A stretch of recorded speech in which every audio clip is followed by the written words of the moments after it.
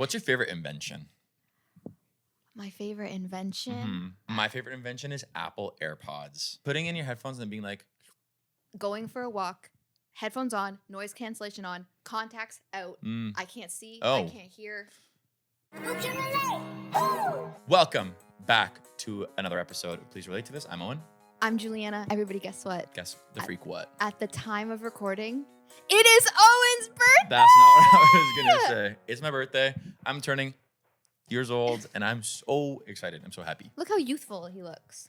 Look how youthful and gorgeous. Thank you. For the audio listeners, I'm looking youthful and gorgeous. For the audio listeners, I'm looking at a beautiful chiseled, you know when you go, You're too much. Yeah, but you know when you go to a museum and you see a marble boy? Yep. I'm sat next to one right now. Yep. I thought you were going to say, very exciting news. We have our first ever guest on Please Relate to This. We do. We're excited to talk about Paolo in a bit, but let's get into the Relate update. Let's get into it. I think we need to talk about the fact that Jon M commented on our video. Right. We talked about Jon a few episodes ago, how proud we are of him and how much we love his... And I meant every word. Yes, and how much we love his deep appreciation and reverence for musicals and just how everything in his career and everything he's worked on has amounted to Wicked and how much we love him. And he commented on it. He commented on it, and not only did he comment on it, he was on his way to the Golden Globes. He was on his phone in the car, and he was watching our video and interacting with us in real time as we sat at home waiting to watch the Golden Globes. Like, he was thinking about us. We were in his pocket, probably next to the custom Ariana and Cynthia brooches that he had on that night. It was just us and the girls that night and Jon. I am so honored. I can't even believe that. I can't even believe that he was on TV and on Getty Images and we were in his pocket. He was like, I gotta look at Please Relate to This on Instagram right now before the show starts. I'm just seriously though, we both love and respect and are Jon M is such a special artist to both of us. We had the conversation for a reason and we meant every word, and Jon, come on the pod whenever. We'd love to have you. Yeah. I just think it's really funny when a celebrity is on social media when they have better things to do. When they're somewhere else. It's like that video or that comment Olivia Rodrigo left on those Dancing Fruit sensory videos where she was like, yes. And the girl replied being like, well, aren't you at the VMAs? And was she? Yeah. She was, wasn't she? She was. Or Ben Stiller tweeting about the Knicks winning while at the Oscars. Right. Remember last week we were talking about iconic presenters at award shows, and it was the year that he did the production design thing. He was just locked in that year. He wasn't worried about presenting. He was like, let me watch the Knicks real quick. Yeah. But see, they're just like us. Celebrities are just like us, being on their phones when they're not supposed to. Yeah, they need phone time at the function just like we do. Speaking of phones, wow, what a segue. I want to talk about something I've been wanting to talk about for a long time on this podcast. And by for a long time, I mean a month and a half. The Call by Backstreet Boys is one of the best songs ever written. Let me tell you the story about the call that changed my destiny. I discovered The Call late in life. I'm years old now. The Backstreet Boys, I wasn't raised on by any means. I have listened to The Call 160 times in the past month and a half. I truly think that's one of the best songs of all time. I could write an essay on it. Obviously, the Backstreet Boys are having a moment with the sphere of it all, but I just think since discovering this song, and I just want to just put it out into the world and talk and open a dialogue about this song. The song has a plot. The song has an opening phone call. Hello? It opens the album too. Yeah. I've seen a lot of great videos this week about album openers, and it's an incredible album opener. Does it have a music video? There's a music video. Is it good? Yeah, it's fine. Because I was going to say that song is a movie. It's very 2000s. The beat comes in. There's a key change in the third chorus. And I think what I just have said about this so many times is this song has everything. And this song has everything. And Max Martin was just in his bag on this one. It's a Max Martin song. And it really feels like it was relatively early-ish in his career, but he was super well established. And I think it's just everything he does best, he brought into one single song. Is this on track to be your most listened to song in your Spotify Wrapped? For sure. Do you know what mine is? What? Zoo from Zootopia 2. And we're turning the floor into a zoo. Ooh, ooh. That's crazy. I keep listening to it. I don't know what the heck. That's actually crazy. I don't know what's going on. I can't stop listening to it. You just want to turn the club into a zoo. I know. The next thing I wanted to talk about was Olivia Dean calling out Ticketmaster. I don't know that I saw this. Okay, so Olivia Dean, she voiced a few months ago frustration Yeah. at not being able to fully opt out of the dynamic pricing. Okay. And I guess in the meantime, she's been working on trying to make that right. And she made a story a few days ago saying that Ticketmaster will partially refund any of her fans who purchase a ticket for above face value. And I think that's insanely exciting and like a massive deal. Like, it's so exciting to me that this like newer artist who is already massive, like she's already done the jump. Like the last time she performed in Toronto was at Massey Hall, and the next time she'll perform here will be at the Scotiabank Arena. So she's had this, like, clearly like the audience is growing quite significantly, but it's really cool and exciting to me that she stood up for us. Right. Like, she stood up for the fans in a way that not many artists have, and she won. She made huge progress. Now, if Olivia Dean, whose show was sold out but not selling for, you know, Taylor Swift Eras Tour prices or Harry Styles' new tour prices, was able to get Ticketmaster to fold and give the money back to the people who purchased the tickets on a dynamic price. What's stopping Harry Styles from doing the same thing? What's stopping Taylor Swift from doing the same thing? Like, this could really be part of the change that makes concerts more accessible again. Well, she's also like setting the tone pretty early in her career as well, where she's like, this is the kind of person I am, and this is how I'm going to run my things. And as she gets bigger, like, maybe there's a world where she ends up being able to operate outside of Ticketmaster. Not many people can do it, but like, she's clearly working towards something. So it's cool to see it like established right now. And then we also saw the Ariana Grande of it all, where she forced refunds on anybody who was reselling a ticket. I don't know how they're able to track that, but all those people got refunded, assuming they were scalpers. But then some people who had bought tickets secondhand are now losing their ticket too, because a scalper or like the reseller they bought it from no longer has a ticket. When we a few weeks ago talked about interactive fan segments at concerts, the comment sections like revealed to us that people are very like sensitive and frustrated over how insanely overpriced going to a concert has become. Yes. And it feels like a huge step in the right direction. I want to talk about Wonder Man. Wonder Man is a new Marvel series on Disney+. There is an uproar about this show on social media due to it being good, but many people believing that the marketing campaign failed the show. This show was scheduled to come out weekly, and they moved this to a, like, what people assumed was a dump. And they dumped the show all at once. People are like, why didn't they promote the show?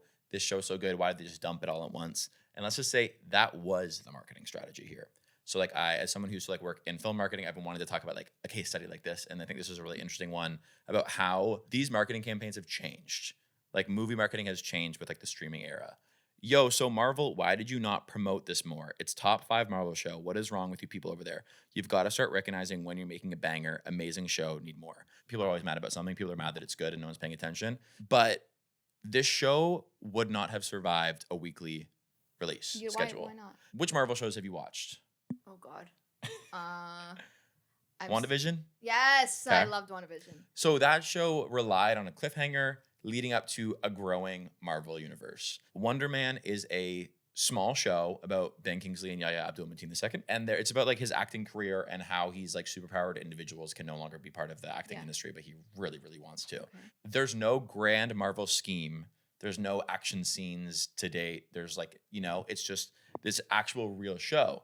And I think if they have left that open for weeks at a time, if people being like, next week maybe Tony Stark's going to appear, like they tease that, it's going to be a crushing disappointment every single week that, you know, folks who are waiting for these huge cameos to come in aren't actually enjoying the show that's in front of them because they're just waiting for someone to come in from outside the world. I have to say, I personally am much more of a fan of the weekly drop. Me too. Yeah. I just think like, I think this was a strategic move on the Marvel end, knowing that like this show would have been torn apart by the fans because they weren't building up to something massive, when those fans could have sat there for the 3 hours it takes to watch this show and been like, that was great. The last thing I want to talk about, last week we talked about how 2026, that's where we are. That's where we are. They're making a Bratz movie where Kim Kardashian is slated to play the villain. And people had a lot of opinions in our comment sections about that. Okay. And it just got me thinking about, okay, so who is my dream Bratz cast? I'm not sure who should play the villain.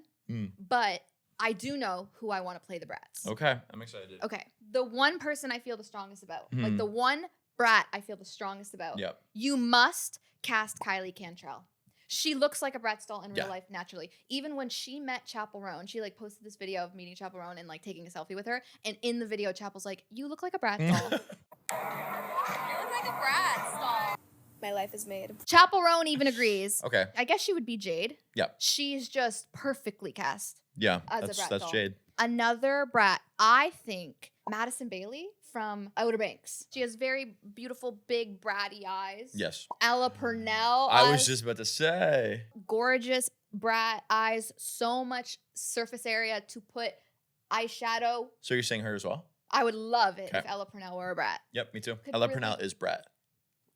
Sabrina Carpenter could also very well be a brat. Yes. I for don't know sure. if she's interested in participating, but she's a Polly Let us, Pocket. hey, Sabrina Carpenter, let us know if you're interested in being in the Bratz movie. She's a Polly Pocket. Yeah.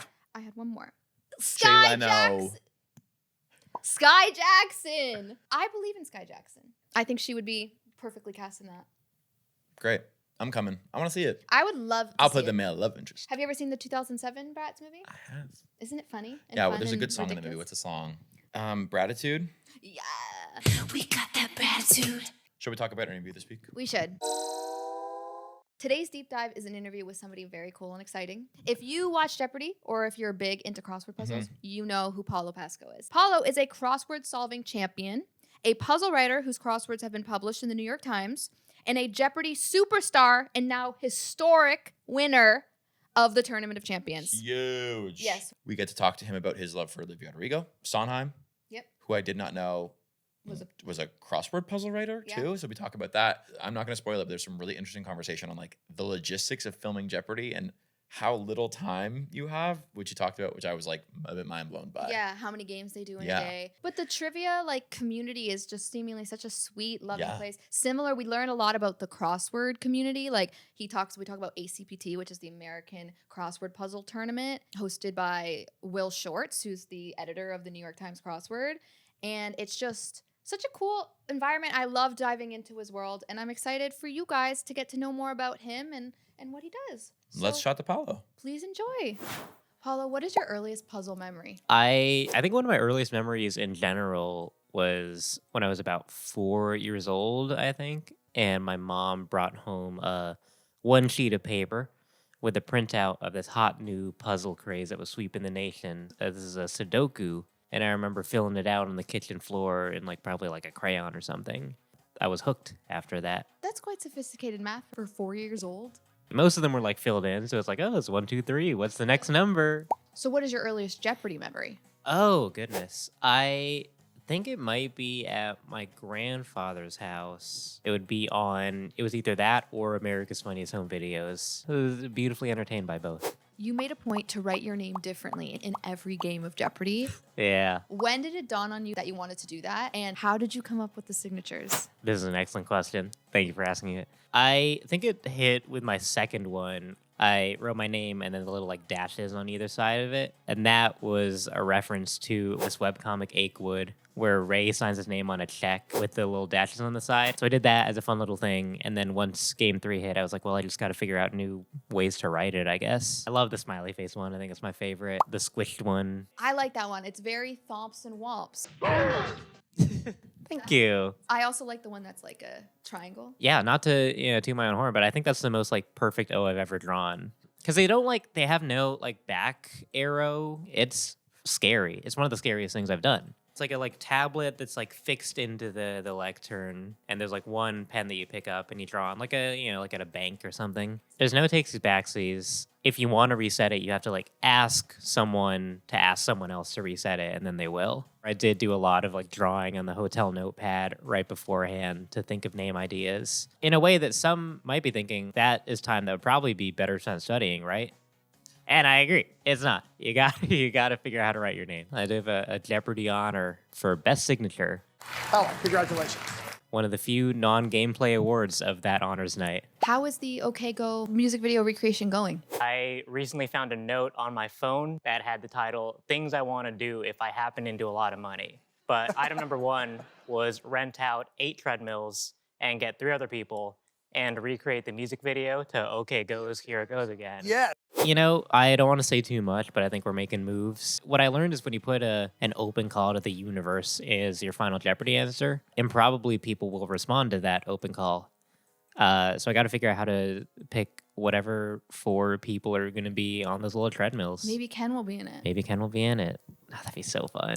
What else was on that list of things you would do if you happened into a lot of money? The second one I remember is get one of those bookshelves installed where you pull a book and then it opens up into a room. You know, one day it's a beautiful dream. So talk to me now about how you prepared. I think like in general, there's only so many things that Jeopardy the show asks about. So there's like a pretty small canon that means it's pretty studyable. So a lot of it is like find out what you're bad at, figure out what they ask about in that arena, and then study up on those. I think about halfway into me studying, my girlfriend made a website called the Triviary, aviary, but Triv. And the premise is that a lot of birds had gone out and collected like data from the Tournament of Champions and Jeopardy in general. You get on the website, you pick a quiz, and then you do it until you get 100%. And then when you do, you get a little SVG image of a bird with a fun little quote. And then you get to see all the birds you've collected in a way much like Pokemon or Neopets. And they're like sorted by topic. And Francie did so much work in finding quizzes that like were good. That the sheer like curatorial work I am in awe of and very grateful for. How did it feel when you realized maybe I am able to win this? Oh, goodness. It was a real roller coaster. My entire run happened in the course of 48 hours or so, which is not a lot of time to process things at all. After my last game, John Barrow, one of the contestant producers, was talking to me, and I was like sitting in the empty audience waiting to get a couple other photos. And he said it was like good trauma, which I think is a good way to describe it. The only time you really have to think would be in those 15-minute periods between episodes where they make you get back in the little closet and then change so it looks like it's a new day for the next taping. Like, as stressful as it is, the opportunity to be there and be in the company of such a like wonderful group of people and to have the chance to do such a crazy thing, like, it's very fun. And I think Ken drills that into you when he comes out and talks to the contestants at the beginning. The game is so high variance. You might not win, and that's fine. 2/3 of people don't. But no matter what happens, you're going to do something on that stage that you're proud of. And what I wanted to do was have fun and make it worthwhile for the people who helped me get there, for the people who watch me, and just do a bunch of vids. I love vids. Francie, we love vids. How did you train for the Tournament of Champions? I was definitely benefited by the structure of the tournament being more like you go up in your matchup and then you wait a little bit and then you come back on. So you don't have to be on stage every single game unless finals happen. But in my mind, I was like, oh, whatever. If I made finals, that's already like great and I've exceeded expectations. I would watch old Jeopardy games on the treadmill. I don't know why. As a, another stamina training thing. How does winning ACPT compare to playing Jeopardy in front of a TV audience? To set the scene in the crossword final solving, you have your back to an audience of people. It's being commentated by like color commentators in a move that I think is very funny. If you combine Paolo's puzzle with Dan's puzzle, they're done. So that you can't hear the commentary, what they do is they give you little earbuds that play a lot of white noise of people talking, and then a big set of headphones over that. So the experience is like, people are watching you directly, and people are talking about you, but you can't hear them, and you have no idea what's going on. Versus Jeopardy is more like, you are standing here, the board is here, Ken is there, and if you really, really focus, you can just drill it down to those three elements. But sometimes you get a little bit of feedback from the audience of people going like, ooh, or people going, ha, ha. There's so much more calculus that has to go on of like, at home, I'm like, oh, I kind of know that answer, so I'll mark down that I got it right. But in practice, you have to be like, I kind of know this answer, and I feel confident, like risking money and also saying it in front of a large audience on television. There's a whole lot of other thinking that I really hadn't considered until I got there. Do you have a Jeopardy Mount Rushmore? Ooh. Oh, this is so fun. It's like when people get asked their Letterboxd top 4, and then you're like, oh my gosh, I have no idea what my top 4 is. And I genuinely don't. I think Ken Jennings has got to be up there. Yeah, like the first person to show you can like really, really go crazy on the game. I think Holzhauer like really fundamentally changed how people play. Let's see, Amy Schneider, I think, was one of the people who was like really, really on a tear when the seeds of like being on Jeopardy really started going in my mind. And she is just so good at the game, just like winning a whole Tournament of Champions deal against a really, really hard group of people. Like that is pretty goated. Man, I mean, I feel like there's so many people you could have as your fourth. I'm going to do a recency bias pick. I'm going to say Ryan Sharp is a rock star. He's an absolute sweetie. He just went on an incredible run in the second chance / champions wildcard run up to the tournament of champions. He is a legend. He is so hard to play against, and he's one of the nicest people that I've met. What do you think makes a good crossword puzzle? So what I really like is something that exhibits a lot of care towards how it's put together. A fun crossword is like a love letter to like the written language and all the weird ways that it comes together and the weird ways you can think about words. I think a fun crossword uses that in a way that like uses misdirections or uses like second meanings of things as a way to show you the English and be like, isn't this crazy what we do? Do you have a crossword Mount Rushmore? Will Shortz has got to be one. Insane game changer. Very nice editor. Has been doing just so much. Elizabeth Gorski does a lot of like very architectural themes. Did one that was shaped like the Guggenheim spiral, and one whose like work when I was starting to make crosswords I would look at and be like, these are so beautiful, these are crazy. And I feel like that bug kind of got into how I make puzzles nowadays of like things that look fun. I think Eric Agard is just a great genius mind as a constructor and very good at every single type of puzzle. And I think has made one of the like top puzzles that I've ever solved on his website, gluttonforpun.blogspot.com. It just scroll down there and pick any puzzle, and it'll be like baseline great. I have no idea how he does it. And I think Winaloo has a very well calibrated sense of what is fun, which I think is not always a given for a crossword writer, where someone will like have a sense for what is hard, but not really a sense of like what is fun for a solver. And I think Win has really nailed that. Why pigeons? I think birds are very sweet. They are so nice. They get to experience the world in a third dimension. And why pigeons specifically, I think, is because they get an unfair reputation as a member of the dove family that doesn't get the connotation that doves have. To see the arc of how people have treated pigeons over history is very sweet, but also very sad in recent years because they used to be very close to us, and now I feel like we've lost a little bit of that in the like post New York City Parks Commissioner coining the term "rats with wings" era. You know, being in New York, I see them all the time, and they're just the sweetest little guys.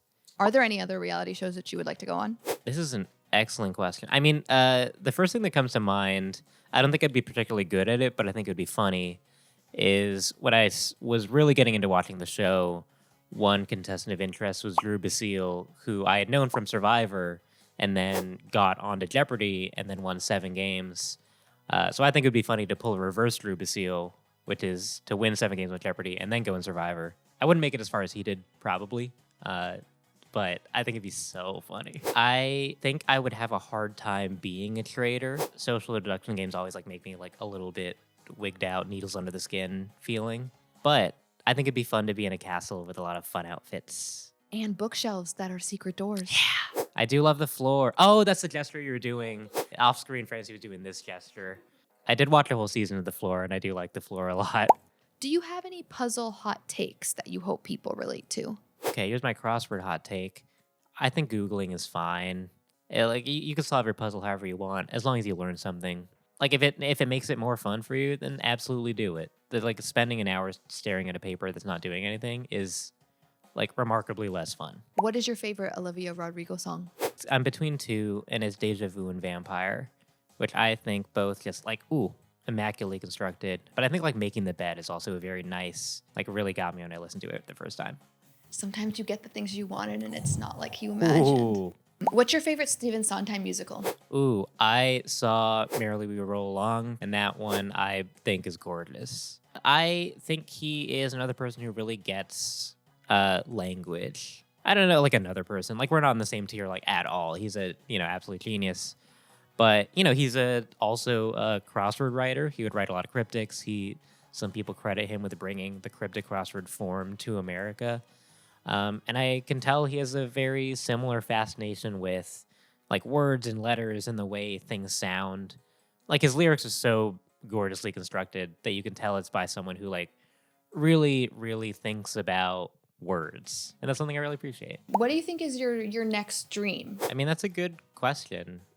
Because I think a lot of the hobbies that I've found have suddenly become quote-unquote jobs. I started writing puzzles as a side thing, and now I just do puzzles in my day to day. I started doing Jeopardy as a fun dream, and now it's just a thing I, work and study for. So I think I'm a free agent a little bit in terms of what I want to do next. Definitely Francie is owed a very normal life and a very relaxing time at a resort or something. So I'll definitely take the time to do that and then think about what the next move is. But I'm thinking crafting maybe. I want to get a tufting rug.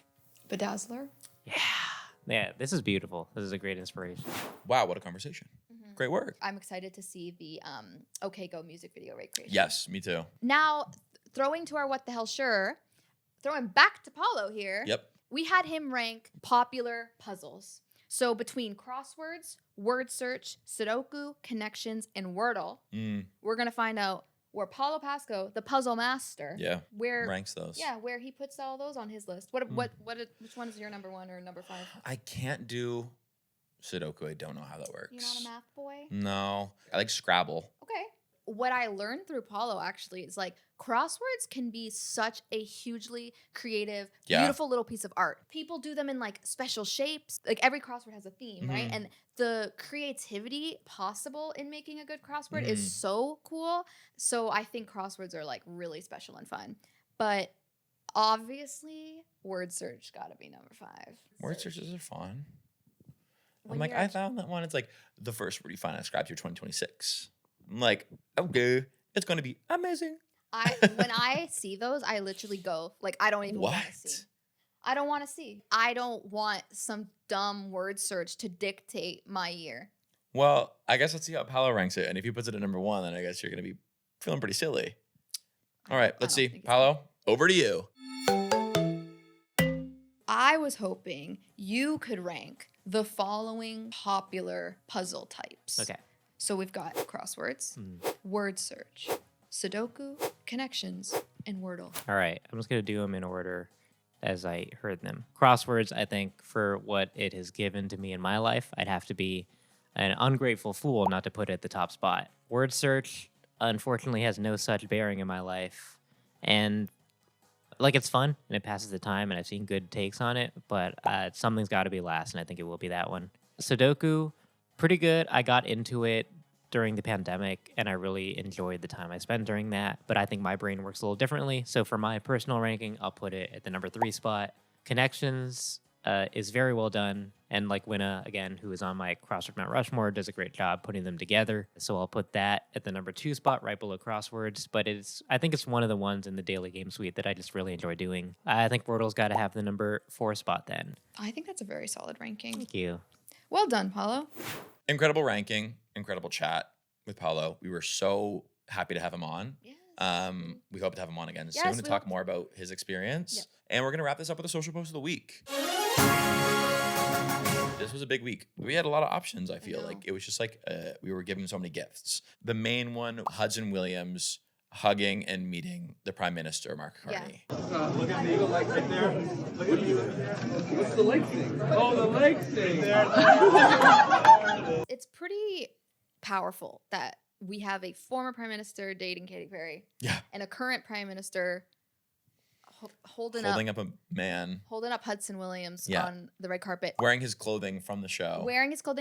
On Shane Hollander Day in Ottawa. Yeah. Newly declared Shane Hollander Day. I was trying to rationalize this and think about this, what this means. I know what it means to us, but in terms of, it's Timothée Chalamet having just done Call Me By Your Name and jumping into Donald Trump's arms. That's just not happening there, but it's happening here. And I think that's really interesting and cool that there's such a moment being had with this show. It's true. It's not, I think obviously Heated Rivalry is a positive show. It's a hopeful show. It's fun, but it is very explicit. Yeah. And not that, those things can't both exist at the same time and that you can't celebrate a show that's explicit. But I am surprised. I am a little bit wow, that sounds not real. That sounds like a fake plot line in a TV show more than something happening in real life. But I think as people in Canadian media, it's great to see there is a huge uptick in energy and passion behind creating things here. Yeah, I'm excited. I'm very proud of Heated Rivalry. Me too.